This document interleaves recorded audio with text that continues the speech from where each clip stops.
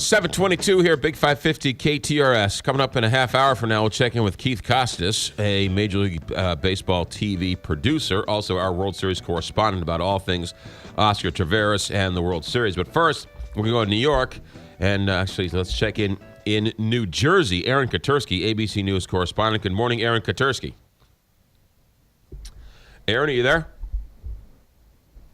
We should be securing. Good morning. There we go. It's Aaron. Can you hear me? Yes, we can hear you fine. Thanks for checking in there. So we're at University Hospital in Newark, where Casey Hickox has spent the last 3 days in a state-mandated quarantine, and she's challenging it. She's prepared to fight in court if necessary to get released. She's tested negative for Ebola, so she said there's really nothing to protect the public from, which is Governor Christie's stated reason for the medical quarantine, to protect the public from Ebola.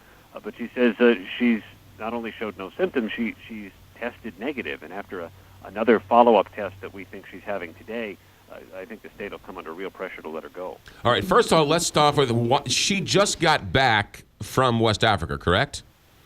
That's correct. She got back from Sierra Leone. She was treating Ebola patients. She came back to Newark around the time, really just right around the time the governors were announcing a joint New York-New Jersey Ebola quarantine program that they put in place. And they did so rather hastily by their aide's own admission. It may not have been, thoroughly baked yet. And she may have just gotten caught up in that kind of lack of thoroughness, because she came back, she did not have any symptoms, but was held in quarantine. And because she's not from the area, they couldn't do it at her house, so they didn't really know where to put her. They bring her here to University Hospital in Newark, put her in an outdoor tent, unheated, no toilet, no shower, no nothing, and kept her there over the weekend. They finally moved her indoors after she went public with her conditions, and the state's not backing down from the quarantine, but she said it's medically unnecessary for her to be here. I was thinking when I first heard this, I was thinking what better time in the world's history to be quarantined than in 2014, where you have Facebook and Twitter and phones and tablets and Apple TV, and they didn't give her anything to do, right? They didn't even give her a book to read. No, now she has access to reading material, we're told. So, I guess her conditions are getting a bit better, but she's still, going a bit stir-crazy, I think. Her boyfriend told us that the situation's a bit out of control and that she's getting exhausted, and I think it's really frustrated.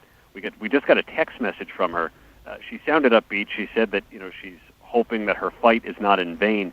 She's trying to get out of the quarantine for herself, but also she's raising the issue of how this may affect volunteerism to West Africa if, doctors and nurses are going to come back and be put into quarantine against their will, for 3 weeks. Now, the governors say they're trying to balance the very real need for aid to Africa with also tamping down the public fear over Ebola, and we know that in these cases, emotion sometimes trumps science.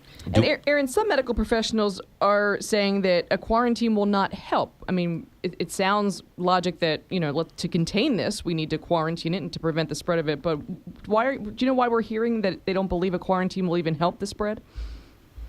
Well, the quarantine could help the spread if somebody is symptomatic, because if they're showing symptoms, the goal is to reduce the number of people that they are exposed to.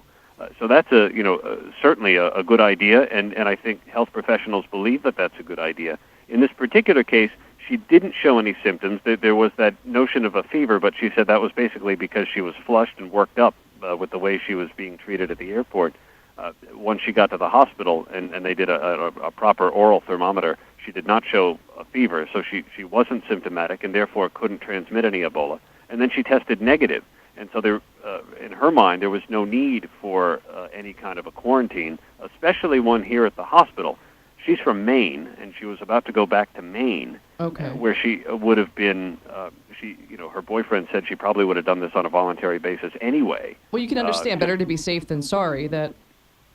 Well, yes, and that's where the governors say that, if somebody infected someone else and there were 20 people with Ebola, we'd be all over the governor for saying, hey, why don't you quarantine? And so the governor, I think politics is just as much coming into play here as medicine.